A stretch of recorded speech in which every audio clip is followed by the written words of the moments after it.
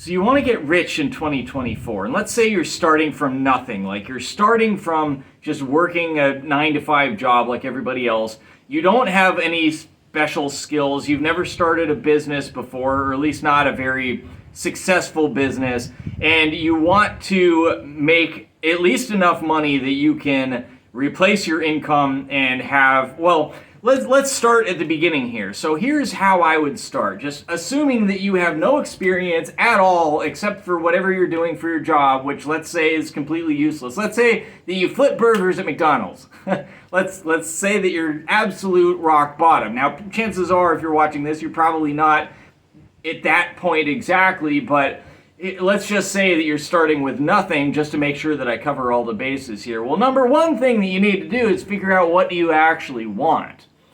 So you want to be rich. Cool.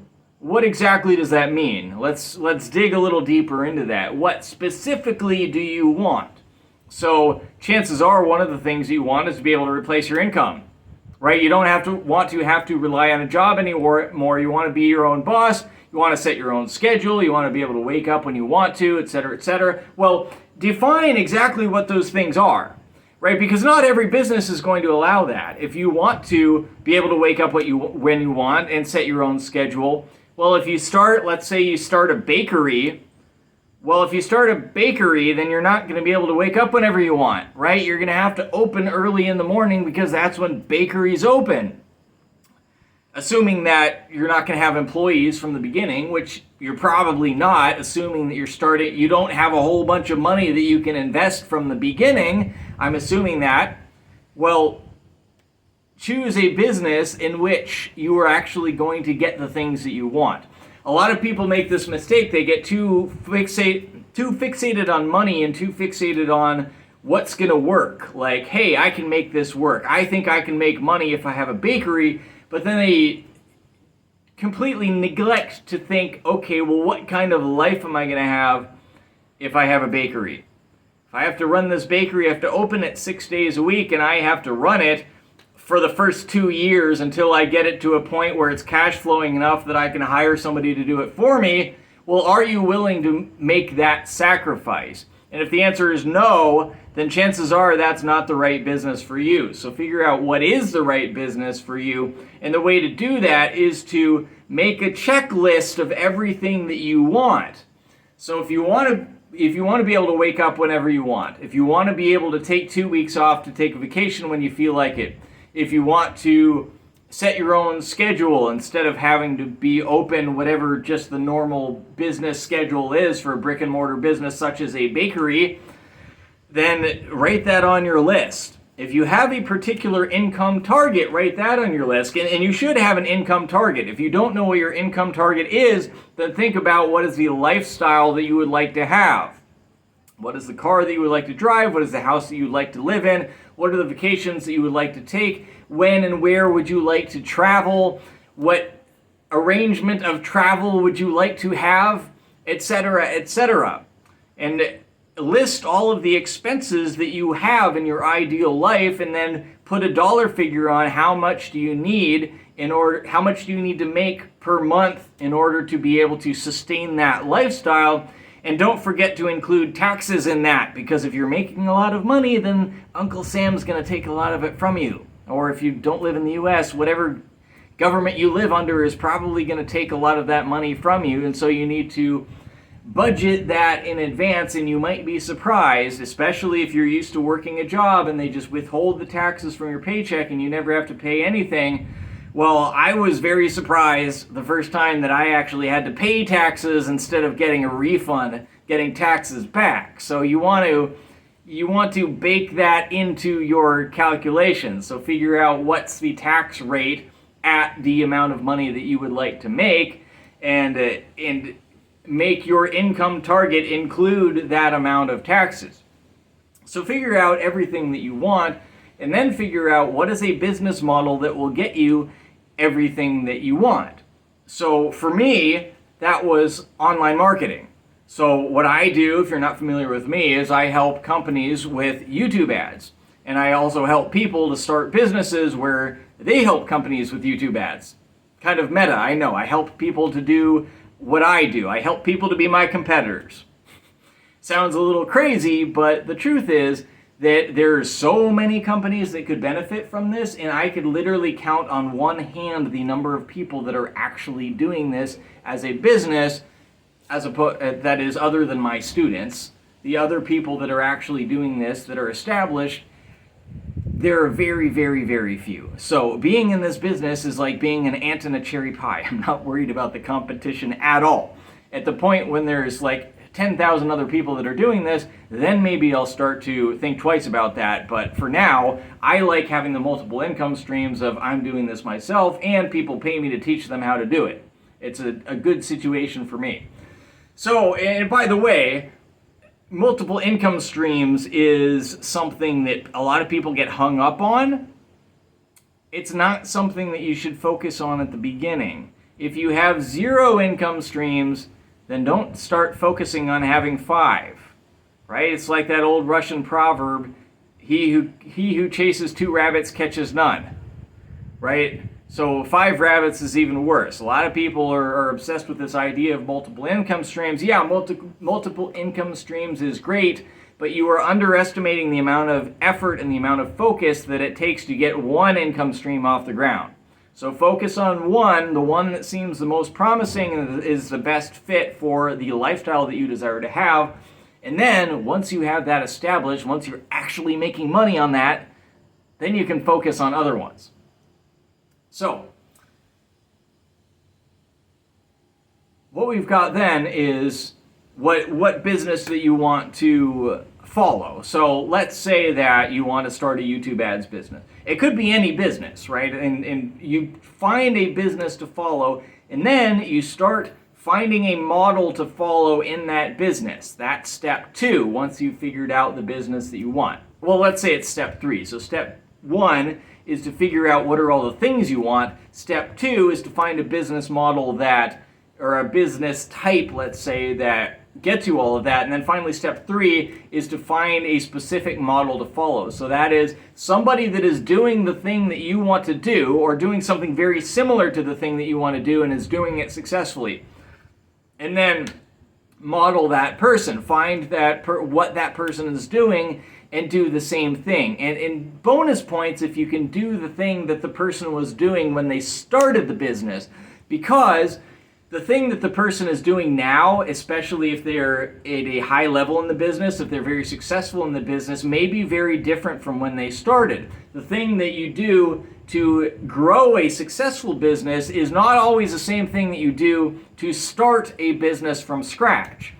So the best thing that you could possibly do is find somebody who will mentor you, or at the very least has a course that will show you how to start the business that they started. It'll show you the business model so that you can do it yourself. Now, that's not 100% foolproof. And anybody who's taken these business courses and actually tried to implement has probably run into roadblocks. That's what happens most of the time, because the person shows you their business that they did, and they might have done it in a different time than you. They might have done it in a different context than you. They might have had a different situation than you when they started, and they might have a different kind of personality than you. There's always differences, and so if you follow the thing exactly to the T, there's a good chance that it's not going to work exactly, and that's okay.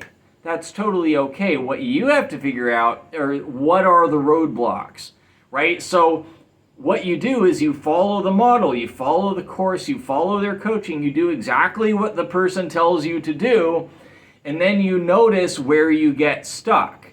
A lot of people get in trouble because they do the thing that the person told them to do, and it doesn't work immediately right out of the gate, and they're like, oh, it doesn't work, it was a scam, and they just give up.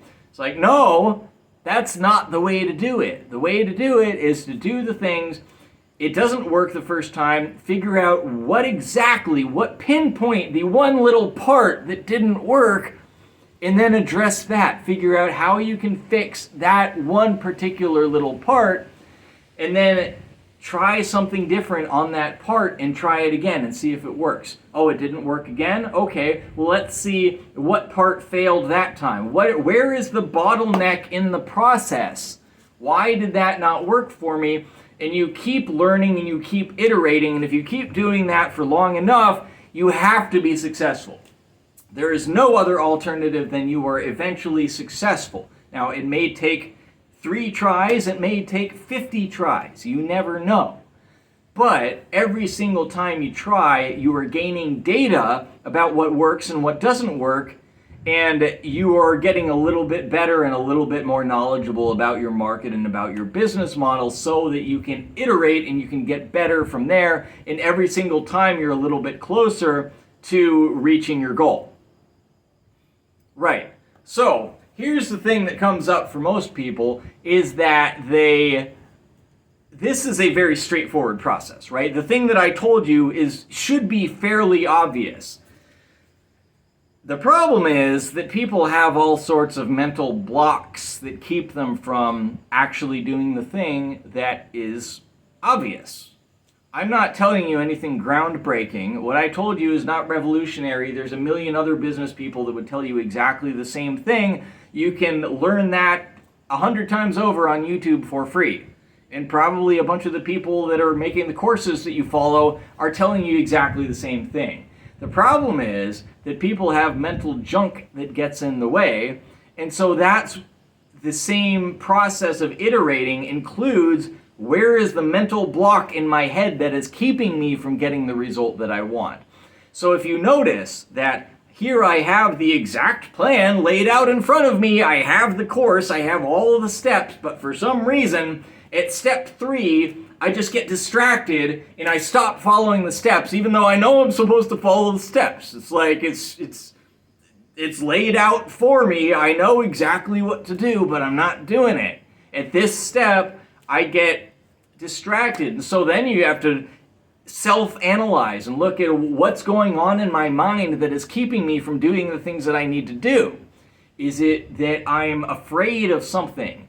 Is it that I'm shy? Is it that secretly I don't believe it's going to work? Or secretly I don't believe that I'm worthy of that level of success? You really have to psychoanalyze yourself. A big part of business, a big part of being successful in business is just doing war with your own mind. Because most of us are dealing with a whole bunch of mental junk, a bunch of crap that came into our heads from childhood or from our parents or from our teachers or from past failures or from a past life, who knows. But we got all this junk in our head and we have to get through it. Which is why there's that, if you know that story framework about the hero's 2 journeys. This is a framework of a story. It's like there's a sequence of events. And all of the popular storytelling and all the popular movies follows this sequence of events. And the 2 journeys, the idea of the hero's 2 journeys is that there is an external journey.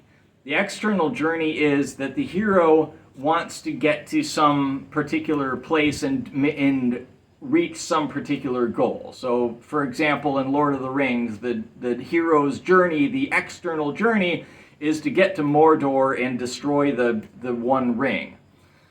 And you can figure out in just about any movie, right? In Rocky, the external journey is to beat this guy in the boxing match. And so every story, and this is true in reality as well as in movies, every story has 2 journeys. The hero wants to accomplish something externally, and your hero's journey here, your external journey, is to be successful in this business of your choice. And maybe it's not even a business, right? Maybe you want to be a pro football player. Whatever it is, your external journey is the physical steps that you are taking to reach this goal. But the second journey is the internal journey. It's the journey of noticing where you are deficient psychologically, morally, and overcoming that, facing your inner demons and defeating them, because in order to reach the external goal, you must be able to beat those demons. You must be able to grow yourself psychologically. You must be able to grow yourself morally. You have to grow your courage and your resilience and many times your empathy and your compassion. It's a very overlooked part of business. People think of business as something that's brutal and ruthless, but really, business is understanding other people's feelings and doing things that make other people feel good in return for payment. So if you're getting paid to make other people feel good or to remove the things that are making other people feel bad, then it's really, really helpful to have some empathy, to be able to understand how people are feeling and how you can make them feel better. That will make your life a whole lot easier. And so there's all these essentially moral characteristics that you have to develop in order to be successful, and that is the inner journey. And then when you finally reach that goal, you reach that goal income, or you get to that position that you wanted to get to, well, you realize that you have grown spiritually in a massive way, and chances are by the time you reach that point, you actually value the spiritual growth more than the actual external goal. And this is very true in business because if you make a lot of money, there's a lot of ways that you can lose that money, right? You can get robbed. The government governments steal people's fortunes all the time. If you made a bad investment decision and the stock that you invested in goes bust. Maybe, there's a lot of different ways. Maybe you get a divorce and your wife steals a big part of your money, right? There's a lot of different ways that you can lose your money, but what you cannot lose is the spiritual growth. And once you have made that spiritual journey, nobody and nothing can take that away from you.